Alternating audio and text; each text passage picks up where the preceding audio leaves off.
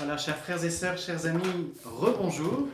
Heureux de vous retrouver pour ce deuxième enseignement de notre retraite du Triduum Pascal depuis la péniche du Mont Tabor, voilà, qui vous est proposée par la communauté de l'Emmanuel. Nous allons, si vous le voulez bien, nous confier à la Vierge Marie, voilà, pour qu'elle m'aide à donner cet enseignement simplement, dans la disponibilité à l'Esprit Saint, et qu'elle vous aide à le recevoir aussi dans la disponibilité à ce que le Seigneur veut vous dire. Je vous salue Marie, pleine de grâce, le Seigneur est avec vous. Vous êtes bénie entre toutes les femmes, et Jésus, le fruit de vos entrailles, est béni. Sainte Marie, Mère de Dieu, priez pour nous pauvres pécheurs, maintenant et à l'heure de notre mort. Amen. Nous nous étions quittés ce matin après avoir médité un peu sur l'évangile des noces de Cana pour nourrir notre réflexion, notre prière à l'entrée de cette retraite sur le thème du confinement à la liberté des enfants de Dieu à la suite de Jésus passé de ce monde au Père. Et nous avions vu que Jésus accomplissait là le premier signe qui nous mettait sur la piste du royaume de Dieu, qui nous aidait à avancer vers le Père, en découvrant que Jésus est le Messie attendu par Israël, par le peuple de Dieu, dont la Vierge Marie, la mère de Jésus, est la figure.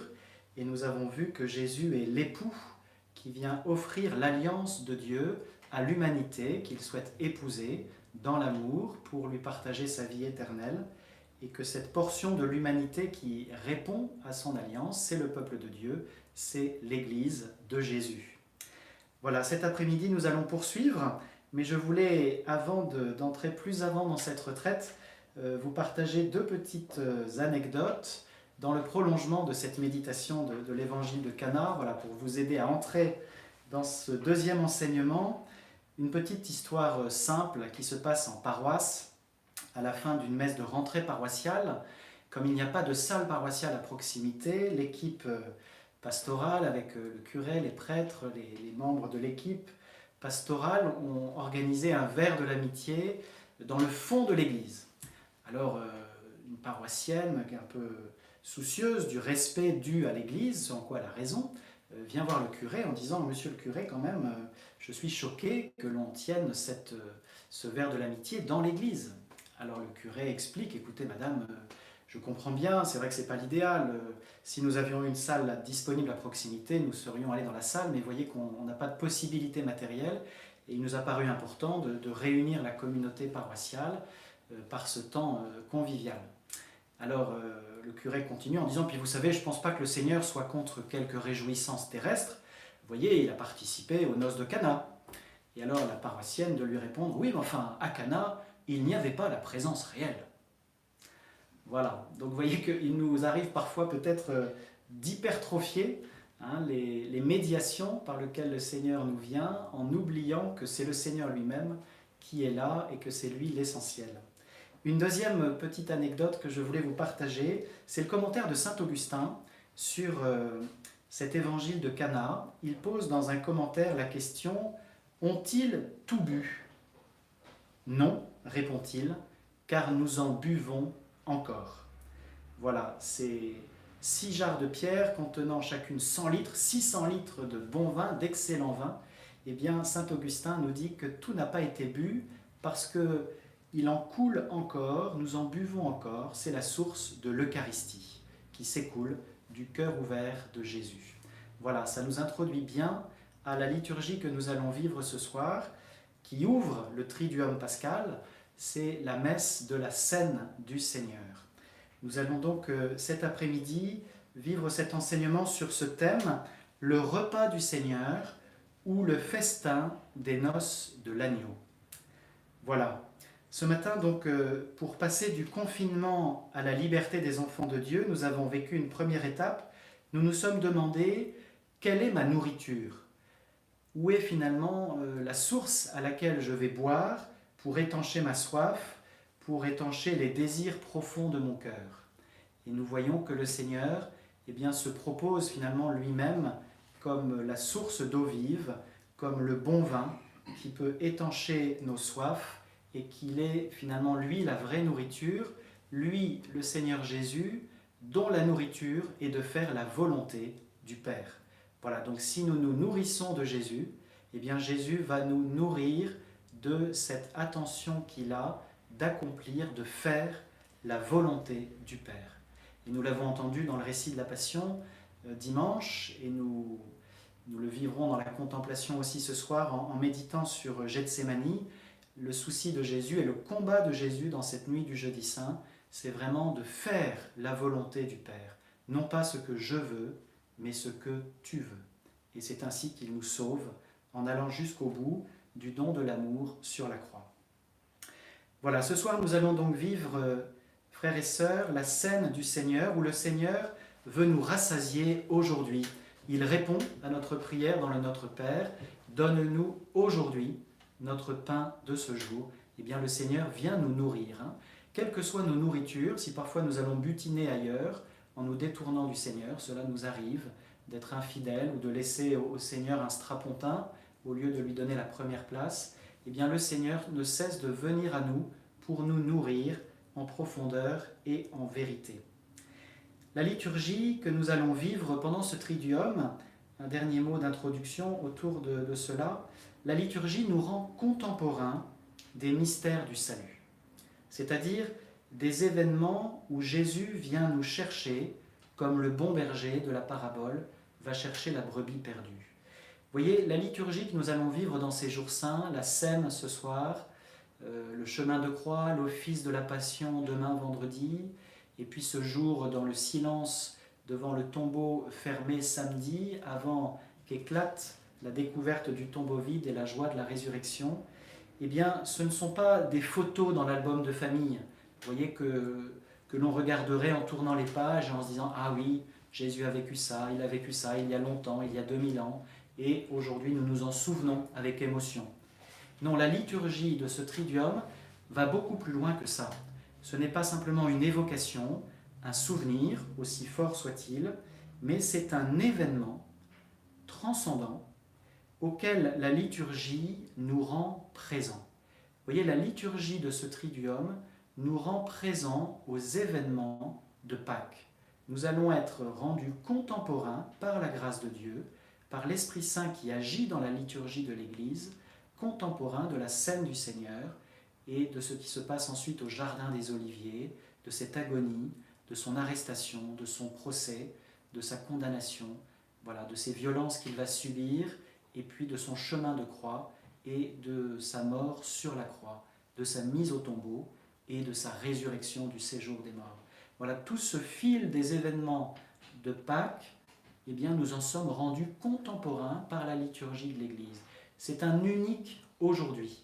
Alors bien sûr, ce qui se répète au fil des siècles, au fil des années, c'est la célébration liturgique, vous voyez, dans son expression. Mais le mystère célébré auquel cette célébration nous donne accès, il est unique. Il ne se répète pas, mais chaque année, la liturgie de l'Église nous y donne accès de façon renouvelée. Et pour nous, nous pouvons ainsi avancer, progresser, approfondir, accueillir de mieux en mieux ce mystère qui nous sauve. C'est donc une grâce qui nous est faite que d'entrer ce soir dans ce Triduum pascal. Voilà, je vous propose d'entrer dans l'enseignement de cet après-midi en suivant les trois fils indiqués ce matin, le fil de l'Écriture, le fil de l'enseignement de l'Église et enfin le fil de notre vie de disciple avec quelques questions pour nourrir notre réflexion, notre prière et notre écoute de la parole de Dieu. Souvenons-nous que le prédicateur de cette retraite, c'est le Seigneur Jésus lui-même, c'est lui que nous regardons, c'est lui que nous suivons, et c'est son Esprit Saint qui vient nous parler au plus profond de notre cœur, et ce qui nous demande d'être attentifs et de prendre donc un temps de prière après chaque enseignement en décidant de ce temps pour pouvoir écouter le Seigneur et en notant à la fin de chaque temps de prière ce qui nous a marqué, ce qui nous a nourri. Ce peut être encore une fois un mot, un verset, une idée, un appel que nous entendons. Je prends le fil de l'Écriture pour commencer, pour nous introduire à la messe de la scène que nous vivrons ce soir, et vous dire qu'en arrière-fond du jeudi saint, il y a la Pâque juive. Voilà, vous savez bien que Jésus ne part pas de rien. Jésus est le Messie du peuple d'Israël. Nous le disions ce matin à propos de l'évangile de Cana. Et donc Jésus s'inscrit dans l'histoire du peuple de Dieu, dans la liturgie juive. Et c'est pourquoi, avant de donner sa vie, avant de mourir, il a voulu célébrer la Pâque, le Seder pascal, le repas que les Juifs, encore aujourd'hui, célèbrent et qui fait mémoire de ce repas pris juste avant l'Exode, juste avant de sortir de l'esclavage d'Égypte et d'aller passer la mer des roseaux, la mer Rouge, et pour gagner cette liberté avec comme horizon l'entrée en terre promise. Donc c'est au cours de ce repas pascal que Jésus va prononcer des paroles dont nous vivons aujourd'hui, qui instituent le sacrement de l'Eucharistie et qui instituent aussi à son service le sacrement de l'ordre. Voilà, Jésus, dans ce dernier repas, nous donne l'Eucharistie et le sacrement de l'ordre. Voilà, les évêques, les apôtres sont les premiers évêques, pourrait-on dire, et puis ils vont appeler des collaborateurs à qui ils imposeront les mains, ce seront les prêtres, et ils choisiront aussi des hommes pour le service, qui seront les diacres. Voilà, chers frères et sœurs, ce soir, nous allons donc faire mémoire, rendre grâce pour ce grand don de Jésus lui-même dans l'Eucharistie et le sacrement de l'ordre pour le service du peuple de Dieu et l'édification de l'Église. Alors venons-en à cet arrière-fond biblique, donc à cette origine de la Pâque, pour mieux comprendre le sens de ce que nous vivrons ce soir, et puis plus profondément encore, le sens de l'Eucharistie. Et demain, nous déploierons aussi le sens du sacrement de l'ordre en regardant comment Jésus est prêtre. Pour l'Eucharistie et la scène du Seigneur, 3 textes de l'Ancien Testament peuvent nous aider. Je vais les évoquer brièvement. Vous pourrez éventuellement vous y reporter plus avant si vous le souhaitez, si vous sentez que le Seigneur vous fait signe à travers tel ou tel texte. Le premier, c'est Exode au chapitre 12, les versets 1 à 28. Exode 12, 1, 28. Ce sera la première lecture de la messe de ce soir. C'est l'institution de la Pâque. Alors, je ne vais pas le lire puisque nous l'entendrons ce soir. Je vais juste en rappeler les principaux éléments. C'est donc les consignes que donne le Seigneur à Moïse. Ce mois-ci sera pour vous le premier des mois. Parlez ainsi à toute la communauté d'Israël. Le 10 de ce mois, que l'on prenne un agneau par famille, un agneau par maison. Voilà, et c'est donc l'offrande de l'agneau pascal dont le sang va marquer le linteau des portes des maisons d'Israël, des fils d'Israël, et quand la mort va passer sur l'Égypte et faire périr les premiers-nés, aussi bien des hommes que du bétail, eh bien les fils d'Israël seront protégés par le sang de l'agneau. Vous voyez, je mets volontairement en valeur cette expression « sang de l'agneau » parce qu'à nos oreilles chrétiennes, cela résonne bien sûr. Saint Jean nous présente Jésus comme l'agneau de Dieu. Nous allons y revenir. Et cet agneau pascal, on nous donne quelques caractéristiques. Il devra être sans défaut et surtout on n'en brisera pas les os. Voilà, et on le mangera, le bâton à la main, la ceinture au rein, les sandales aux pieds. Vous mangerez en toute hâte, c'est la Pâque du Seigneur. Pessar, en hébreu, signifie passage. Je traverserai le pays d'Égypte cette nuit-là, je frapperai tout premier-né au pays d'Égypte, depuis les hommes jusqu'au bétail. Contre tous les dieux de l'Égypte, j'exercerai mes jugements, je suis le Seigneur. Le sang sera pour vous un signe sur les maisons où vous serez. Je verrai le sang et je passerai. Vous ne serez pas atteints par le fléau dont je frapperai le pays d'Égypte. Donc le sang de l'agneau pascal protège de la mort. Ce jour-là sera pour vous un mémorial.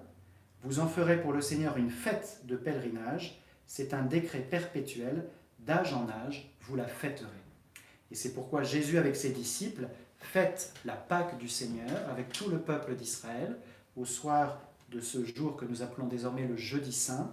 Et au cours de ce repas pascal, il va instituer l'Eucharistie, c'est-à-dire qu'il va donner au repas pascal une nouvelle signification.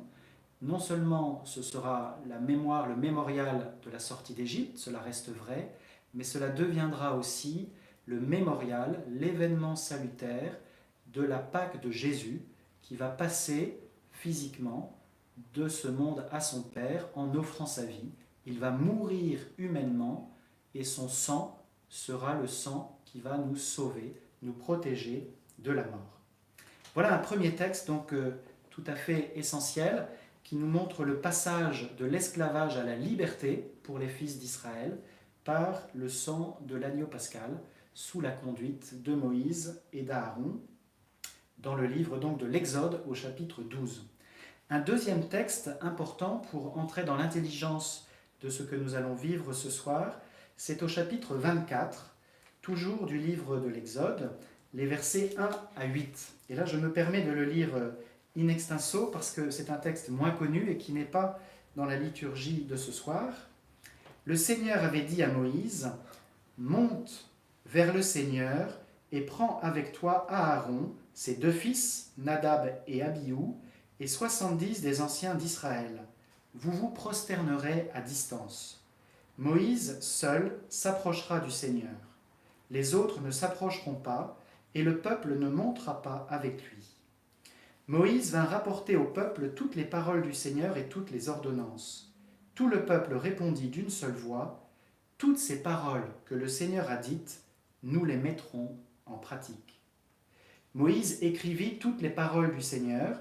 Il se leva de bon matin, et il bâtit un autel au pied de la montagne, et il dressa 12 pierres pour les 12 tribus d'Israël.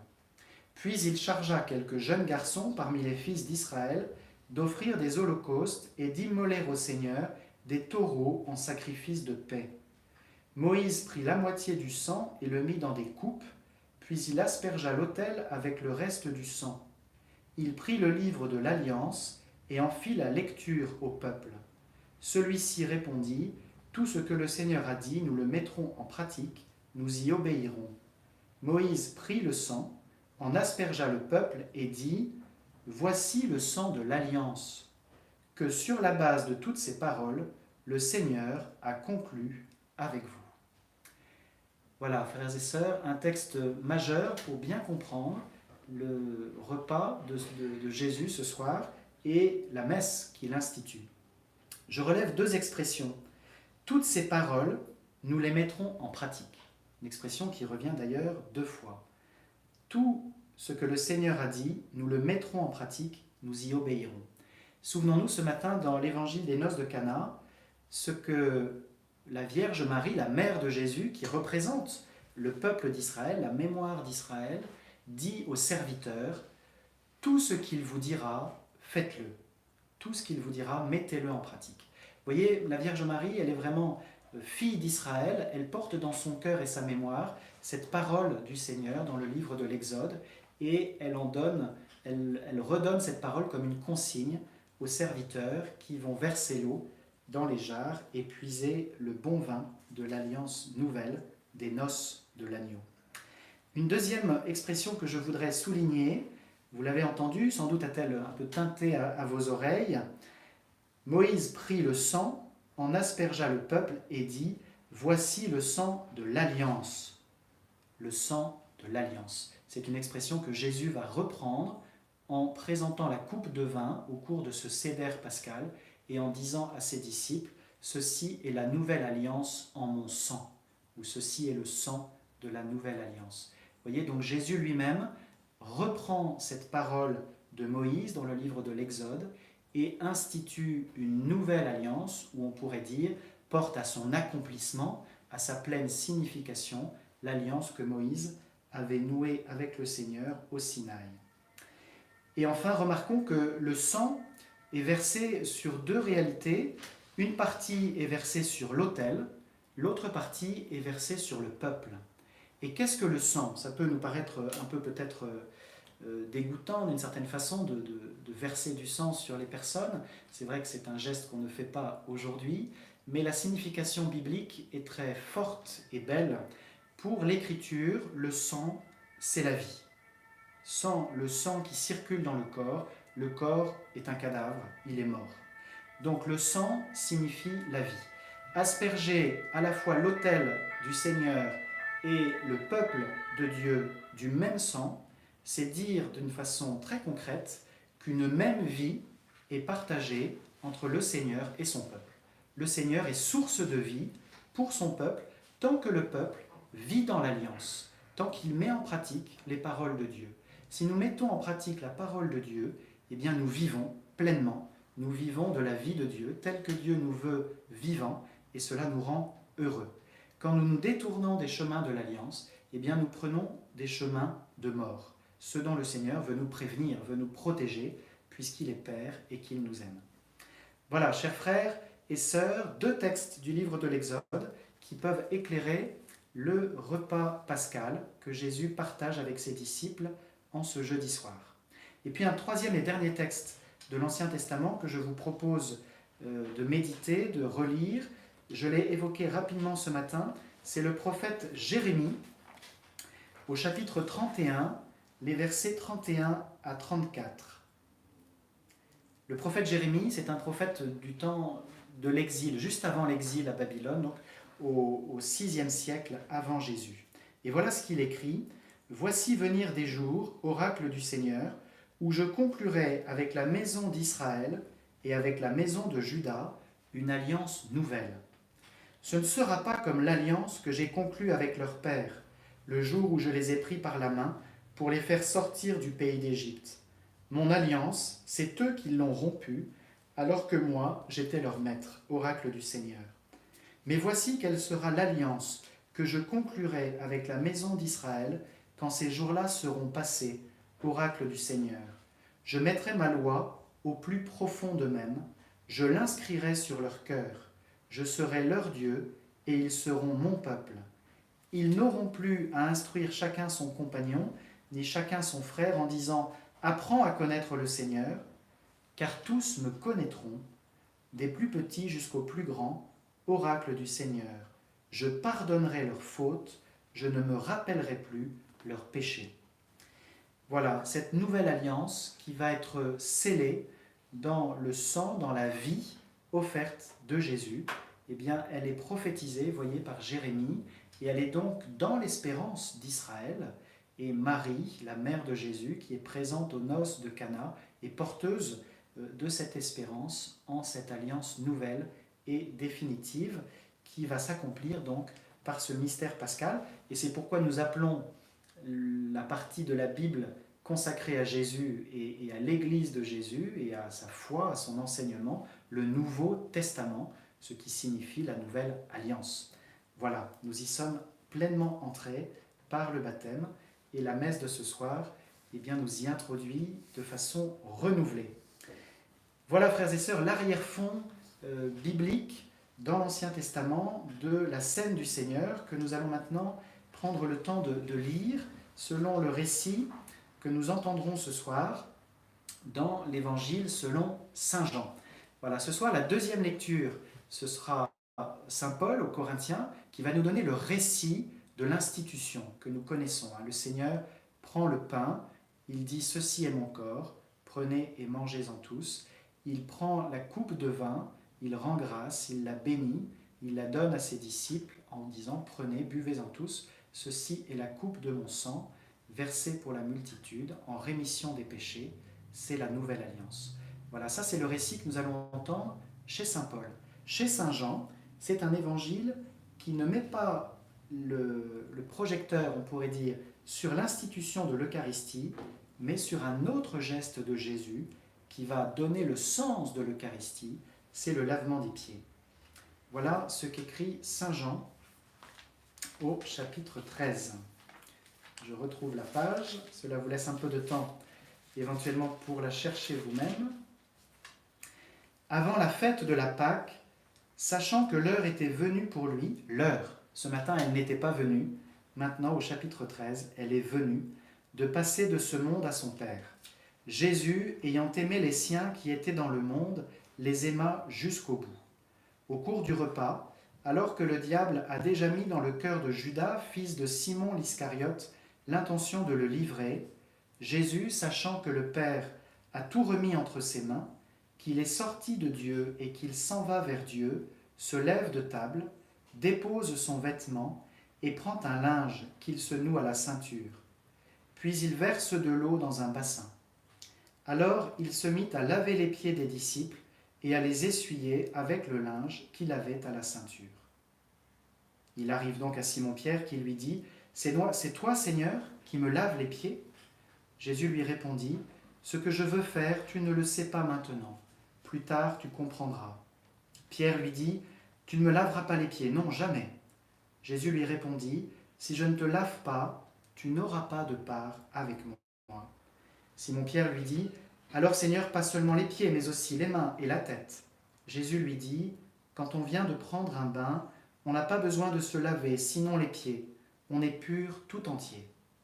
Vous-même, vous êtes purs, mais non pas tous. » Il savait bien qui allait le livrer, et c'est pourquoi il disait « Vous n'êtes pas tous purs. » Quand il eut lavé les pieds, il reprit son vêtement, se remit à table et leur dit « Comprenez-vous ce que je viens de faire pour vous ?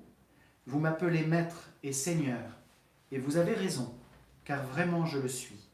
Si donc moi, le Seigneur et le Maître, je vous ai lavé les pieds, vous aussi, vous devez vous laver les pieds les uns aux autres. C'est un exemple que je vous ai donné, afin que vous fassiez vous aussi comme j'ai fait pour vous. Amen, amen, je vous le dis, un serviteur n'est pas plus grand que son maître, ni un envoyé plus grand que celui qui l'envoie. Sachant cela, heureux êtes-vous si vous le faites.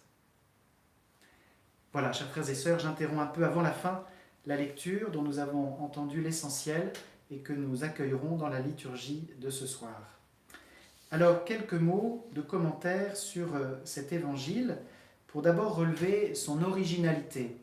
Les trois autres évangélistes, Saint Matthieu, Saint Marc, Saint Luc, racontent l'institution de l'Eucharistie à partir de la liturgie pascale, de ce fameux Seder dont j'ai parlé, appuyé sur les textes du livre de l'Exode et du prophète Jérémie. Enfin non, du livre de l'Exode. Jérémie, je vous l'ai lu pour l'interprétation chrétienne de l'événement qui identifie ce passage à la Nouvelle Alliance. Chez Saint Jean, il n'y a pas de récit d'institution de l'Eucharistie à proprement parler. Le dernier repas est présenté comme celui du lavement des pieds, le geste du service. C'est une originalité chez Saint Jean par rapport aux évangélistes qu'on dit synoptiques, que l'on peut regarder ensemble, puisqu'ils ont un plan similaire, Saint Matthieu, Saint Marc et Saint Luc. Saint Jean met l'accent sur le lavement des pieds, qui donne finalement la clé de l'institution de l'Eucharistie, qui nous invite à regarder Jésus comme le serviteur. Vous savez, la liturgie de ces derniers jours nous a fait relire, entendre, et encore demain, nous entendrons dans la première lecture de l'Office de la Passion, le chapitre 53 d'Isaïe, le 4e chant du serviteur. Il y a 4 poèmes dans le livre d'Isaïe qui parlent du serviteur. Alors il peut être identifié au peuple d'Israël, et nous pouvons l'identifier aussi à Jésus lui-même, qui est ce serviteur qui va donner sa vie. Et voyez que ce soir, dans l'évangile de Saint Jean, Jésus est vraiment celui qui se met au service en lavant les pieds de ses disciples, ce qui est le geste de l'esclave dans la culture du moment, et donc un geste de profonde humilité, un abaissement qui symbolise, vous voyez, l'abaissement que Jésus va vivre en allant jusqu'à donner sa vie sur la croix demain vendredi. Saint Jean parle de l'Eucharistie par ailleurs, c'est tout le chapitre 6, le discours sur le pain de vie, mais dans le récit du dernier repas de Jésus, il met l'accent sur le lavement des pieds. Voilà, et on comprend donc que ce soit aussi un récit très éclairant pour le ministère des prêtres et des diacres. Vous voyez, recevoir le sacrement de l'ordre, et aussi pour les évêques, bien sûr, c'est avant tout être configuré à Jésus comme serviteur. Vous voyez, avant d'être ordonné prêtre, avant qu'un prêtre soit ordonné évêque, il a toujours avant été ordonné diacre. C'est vraiment le diaconat qui est la porte d'entrée dans le sacrement de l'ordre pour donner, vous voyez, ce cap du service.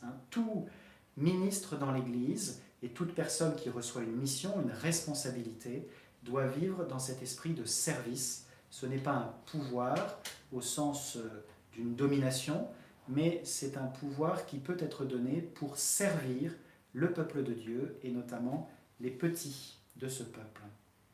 Alors, à retenir enfin, deuxième aspect important de ce commentaire rapide, avec le geste du lavement des pieds, eh bien, c'est le fait que dans ce repas, qui est un repas pascal, il n'y a pas d'agneau.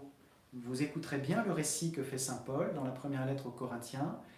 Il nous parle du pain, du vin, ça correspond au rite du Seder pascal, notamment les différentes coupes que l'on se partage dans cette soirée. Et par contre, il y a dans le Seder pascal un agneau. On l'a entendu, Exode chapitre 12, un mâle de moins d'1 an, sans défaut, voilà, qui est pris pour chaque famille. Eh bien, l'agneau du repas pascal, l'agneau ce soir, il n'y en a pas d'autre que Jésus lui-même. Nous y reviendrons demain. Il n'y a pas d'autre sang, il n'y a pas d'autre vie livrée que la sienne au cours de ce mystère pascal. C'est vraiment Jésus, l'agneau de Dieu, dont le sang va nous faire passer de la mort à la vie et de notre confinement, de nos confinements intérieurs, vous voyez, de ces péchés qui nous limitent, qui nous brident, à la liberté des enfants de Dieu. Voilà pour le fil de l'écriture, il est dense, voilà, j'espère ne pas vous avoir trop assommé. Je vous invite à reprendre paisiblement voilà, tel ou tel texte que j'ai cité et commenté brièvement dans la prière, voilà, en demandant à l'Esprit Saint de vous éclairer pour que votre foi en soit nourrie et pour que vous viviez la messe de la Seine en communion ce soir de façon plus attentive, voilà, plus disponible, plus fervente. Je voudrais prendre, pour nous aider à aller un peu plus loin encore, ou à mieux comprendre ce que nous avons évoqué à l'instant, je voudrais suivre maintenant le fil de l'enseignement de l'Église. Voilà, que nous dit l'Église dans sa tradition, dans son magistère, dans l'enseignement que nous délivrent les papes, les conciles, les évêques, que nous dit l'Église sur l'Eucharistie. Je vais vous citer 2 papes récents. Voilà, le pape Saint Jean-Paul II, que vous voyez peut-être en arrière-fond sur le tableau qui est ici. Je vais le citer dans l'encyclique qu'il a écrite en 2003 et qui s'intitule Ecclesia de Eucharistia, l'Église née de l'Eucharistie. Voilà ce que le pape Jean-Paul II, Saint Jean-Paul II, écrit. Les apôtres, c'est au numéro 2 et 3, les apôtres qui ont pris part à la dernière scène ont-ils compris le sens des paroles sorties de la bouche du Christ? Peut-être pas.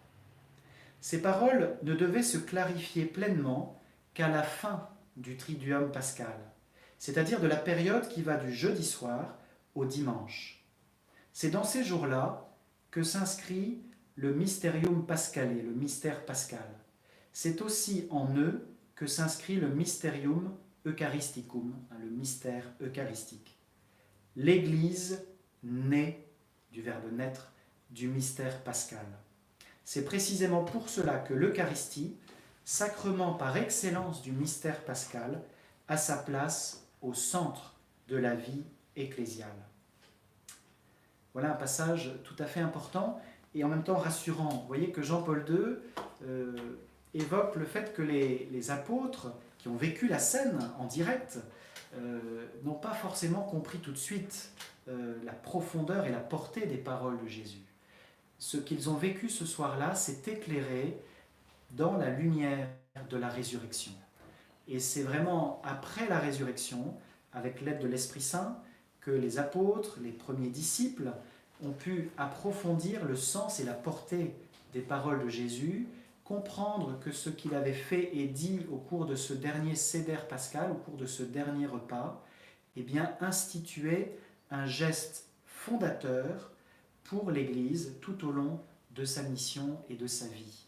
Vous voyez, l'Église va nous dire, le Concile Vatican II tout particulièrement, que l'Eucharistie est la source et le sommet de la vie de l'Église. Vous voyez, c'est-à-dire que c'est vraiment de l'Eucharistie que s'écoule cette eau vive et ce sang de l'agneau qui vont permettre à l'Église de vivre comme Église de Jésus et être témoin de lui dans le monde au fil des siècles.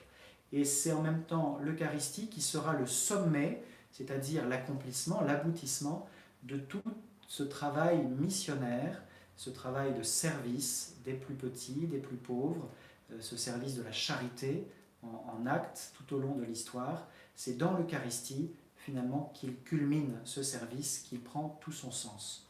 Source et sommet, et nous sommes finalement en chemin, en pèlerinage, eh bien, entre la source et le sommet, irrigués par la source, qui nous donne, qui nous désaltère et qui nous nourrit pour que nous puissions atteindre le sommet. Voilà. Donc, quelle est notre nourriture? Eh bien, comme disciples de Jésus, nous sommes invités à répondre, ma nourriture, c'est l'Eucharistie. Hein, c'est cet amour de Jésus qui me donne sa vie et qui vient me donner la force d'aimer avec lui et comme lui, jusqu'à donner ma vie aussi pour mes frères. Et il y a beaucoup de façons de donner sa vie et de la donner au quotidien, pas seulement dans un don ultime tel que peuvent le faire les martyrs, mais chaque jour nous sommes invités à aimer comme Jésus. Voilà un premier passage de Saint Jean-Paul II de cette encyclique. Je voudrais vous en partager, si vous permettez, un second. C'est au numéro 11 et 12. Saint Jean-Paul II reprend cette idée que j'évoquais tout à l'heure, que les mystères de Pâques, le mystère de Pâques que nous célébrons pendant ce Triduum, nous rend contemporains de l'événement. C'est au numéro 11, 10 et 11, fin du 10 et début du 11. Quand l'Église célèbre l'Eucharistie, mémorial de la mort et de la résurrection de son Seigneur, cet événement central du salut est rendu réellement présent et ainsi s'opère l'œuvre de notre rédemption. Ce sacrifice est tellement décisif pour le salut du genre humain que Jésus-Christ ne l'a accompli et n'est retourné vers le Père qu'après nous avoir laissé le moyen d'y participer comme si nous y avions été présents. Tout fidèle peut ainsi y prendre part et en goûter les fruits d'une manière inépuisable. Tout fidèle. Alors, Saint Jean-Paul II ne l'écrit pas, mais on peut le commenter aujourd'hui en disant « même confiné ». Vous voyez, ce soir, vous allez vous associer à la scène du Seigneur à distance, malheureusement. Nous préférerions bien sûr être rassemblés autour de l'autel dans les églises de nos paroisses, mais cela ne sera pas possible. Par contre, dans la foi, et grâce à cette communion des saints qu'est l'Église, vous allez pouvoir vous associer vraiment à la célébration de la scène du Seigneur, qui sera vécue dans votre église paroissiale, dans l'église cathédrale, célébrée par l'évêque, peut-être retransmise et à laquelle vous pourrez vous associer par le Saint-Père à Rome. Et nous vous proposons de vous associer à celle qui sera célébrée à Villeneuve d'Ascq et retransmise par Emmanuel Play ce soir à 18h30. En tout état de cause, vous allez pouvoir vraiment vivre de cette actualité de la scène du Seigneur et de ce mystère pascal dont elle est le mémorial. On retrouve le mot qu'utilisait le livre de l'Exode, ce mémorial. Vous voyez, un mémorial, encore une fois, ce n'est pas seulement un souvenir, c'est vraiment un acte de mémoire, mais d'une mémoire qui rend présent l'événement, et par la grâce de Dieu, nous sommes rendus contemporains, participants et bénéficiaires de l'événement qui est célébré. Voilà, donc ce que dit Jean-Paul II est très fort. Nous pouvons y participer, nous recevons le moyen de participer comme si nous y étions présents.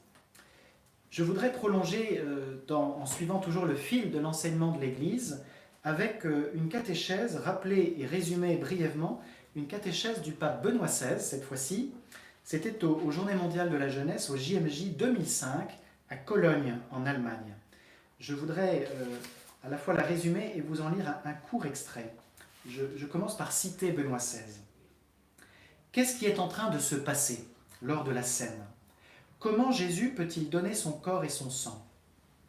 Faisant du pain son corps et du vin son sang, il anticipe sa mort.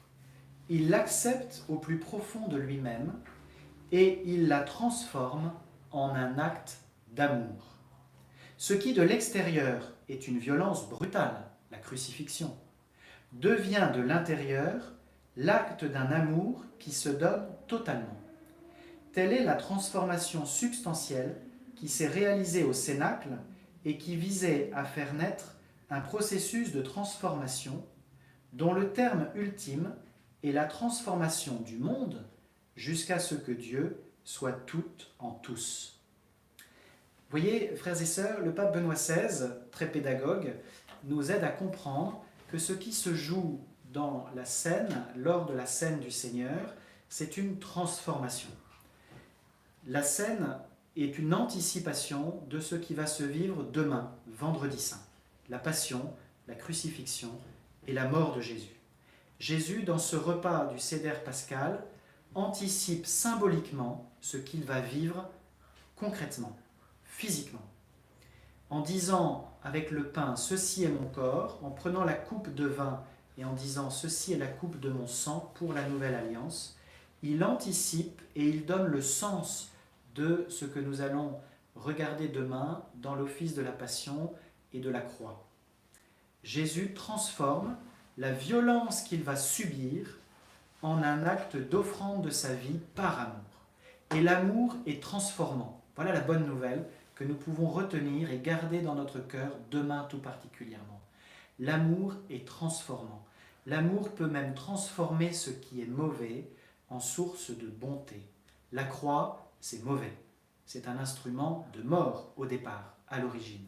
Et voilà que Jésus, par l'amour, va transformer la croix en source de salut, en source de vie. Ce n'est pas la croix qui va nous sauver en elle-même, c'est le crucifié qui va, par amour, donner sa vie. Il n'y a pas de plus grand amour que de donner sa vie pour ses amis. Saint Jean 15, 13, parole de Jésus au cours du dernier repas dans l'Évangile selon Saint Jean. Et bien voilà, Jésus transforme par l'amour la violence en offrande. Première transformation. Et alors je vais vous résumer brièvement cette catéchèse que l'on reprendra peut-être dans le dernier enseignement. Cette première transformation, écrit Benoît XVI, de la violence en amour, de la mort en vie, entraîne à sa suite les autres transformations. Le pain et le vin deviennent son corps et son sang. Cependant, la transformation ne doit pas s'arrêter là. C'est plutôt à ce point qu'elle doit commencer pleinement. Le corps et le sang du Christ nous sont donnés afin que nous-mêmes nous soyons transformés à notre tour. Nous-mêmes, nous devons devenir corps du Christ, consanguins avec lui. Et ainsi, poursuit Benoît XVI, si nous sommes transformés en corps ecclésial de Jésus, eh bien nous allons transformer le monde dans la puissance de son Esprit Saint. Donc voyez, frères et sœurs, l'image qu'utilise un peu plus loin Benoît XVI, c'est celle de la fission nucléaire, c'est-à-dire d'une réalité infime, invisible à l'œil nu, mais qui va dégager une énergie considérable qui va entraîner une réaction en chaîne et une suite de transformations. Jésus, par amour, transforme la violence de la passion qu'il subit du fait du péché des hommes en acte d'offrande et d'amour. En signe, en mémorial de cette transformation, il institue l'Eucharistie et fait du pain et du vin du Seder pascal le sacrement, le signe efficace de son corps et de son sang, donné par amour. En recevant le sacrement du corps et du sang du Seigneur, l'Eucharistie en communion, sacramentelle ou spirituelle ces jours-ci, nous nous laissons transformer et nous devenons, disciples de Jésus, le corps du Christ, l'Église. Et l'Église, agissant par la charité dans le monde, transforme le monde pour qu'y advienne le royaume de Dieu et que Dieu soit tout en tous. Vous voyez cette chaîne de transformation successive qui est un processus dont l'origine est cet acte d'amour que va vivre Jésus cette nuit, que nous allons vivre auprès de lui, où il offre sa vie et où il transforme sa passion en acte d'offrande et d'amour. Voilà ce fil de l'enseignement de l'Église, et notamment cette très belle catéchèse de Benoît XVI que je voulais vous partager. Elle est donc de 2005, vous pouvez éventuellement la retrouver sur le site du Saint-Siège, homélie donc donnée à Cologne le 21 août 2005 par Benoît XVI. Je termine brièvement en prenant le fil de notre vie de disciple et en vous partageant quelques questions pour nourrir votre méditation et vous inviter aussi à prendre un temps de prière en reprenant tel ou tel texte biblique que je vous ai brièvement commenté. Alors, pour notre vie de disciple aujourd'hui, dans cette période qui est la nôtre, quelques questions. Quelle est la place de l'Eucharistie dans notre vie? Quelle est la place de l'Eucharistie? Est-ce que nous vivons la célébration de l'Eucharistie de façon attentive, régulière? Voyez, le dimanche, bien sûr, le jour du Seigneur, Est-ce que nous avons à cœur d'y participer parfois en semaine? Si nous n'y comprenons rien, si nous n'y connaissons rien, est-ce que nous prenons le moyen de découvrir, de nous laisser former, enseigner par des personnes compétentes? L'Eucharistie célébrée, est-ce que nous la poursuivons dans l'adoration? Vous voyez ici sur la péniche du Mont Tabor, Pierre Goursat a vécu de longues heures en adoration et il nous invite, et dans la communauté de l'Emmanuel, nous avons à cœur de prendre de longs temps d'adoration quand c'est possible devant l'Eucharistie exposée. Pourquoi? Parce que l'Eucharistie est transformante. Vous voyez, c'est cette puissance de transformation qui vient nous saisir, qui transforme notre cœur pour que nous puissions, avec Jésus et son Église, transformer le monde. Il m'a été partagé récemment une expression de Carlo Acutis, je crois que c'est Ignace, ici sur la péniche, lors d'un déjeuner partagé récemment, qui nous rapportait cette citation de ce jeune Italien, décédé, je crois, en 2003 ou 2005, à l'âge de 15 ans. Son procès de béatification est en cours, le pape François en parle dans sa lettre aux jeunes. Et Carlo Acutis disait à quelques mots près, « Exposé au soleil, on bronze. En adorant le Seigneur dans l'Eucharistie, on devient saint. » Vous voyez, le soleil est transformant, il marque notre peau, voilà, il nous fait prendre des couleurs. Eh bien, le soleil des soleils, le créateur du soleil, Jésus, Verbe de Dieu, eh bien, nous transforme lorsque nous nous exposons à lui, tout particulièrement en adorant sa présence dans l'Eucharistie. Voilà, quelle est la place de l'Eucharistie dans notre vie, hein? Première série de questions. Deuxième petite série, est-ce que nous vivons l'Eucharistie comme un dû, quelque chose qui fait partie du service public de l'Église, auquel nous avons droit, ou bien est-ce que nous réalisons que l'Eucharistie, c'est un don, c'est une offrande, c'est l'offrande par Jésus de sa vie.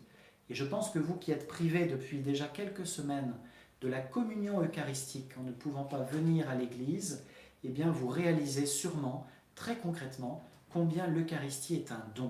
Vous voyez, eh bien c'est une façon de retourner la situation, de cette privation, nous pouvons la transformer en une action de grâce. Merci Seigneur pour le don qu'est ton Eucharistie et que tu me fais réaliser à nouveau frais par ce temps de confinement et de privation de la communion eucharistique. Est-ce que je vis enfin, dernière série de questions sur l'Eucharistie, est-ce que je vis l'Eucharistie comme le festin des noces de l'agneau, de Jésus époux avec son Église épouse?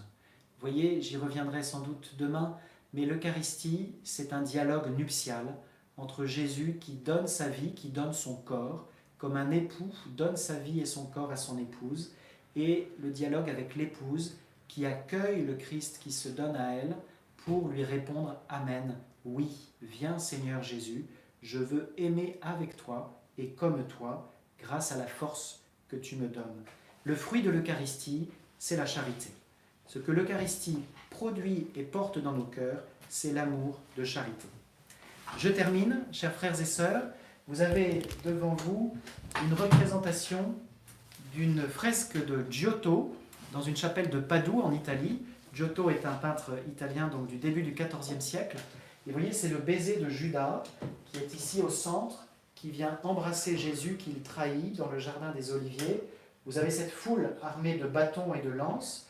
Vous avez Simon-Pierre qui essaye de faire ce qu'il peut en sortant son épée, comme nous dit le récit de la Passion, et Jésus, voilà, qui se laisse trahir et qui appelle Judas « mon ami ». Jusqu'au bout, Jésus aime Judas, alors même que Judas le trahit.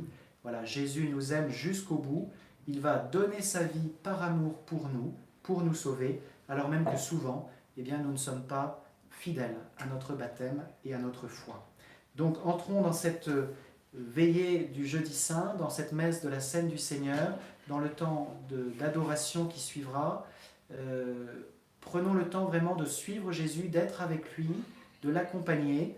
Vous pouvez prier maintenant en reprenant l'un des textes. Ce soir ou en début de nuit, vous pouvez aussi lire les chapitres 14, 15, 16, 17 de Saint Jean.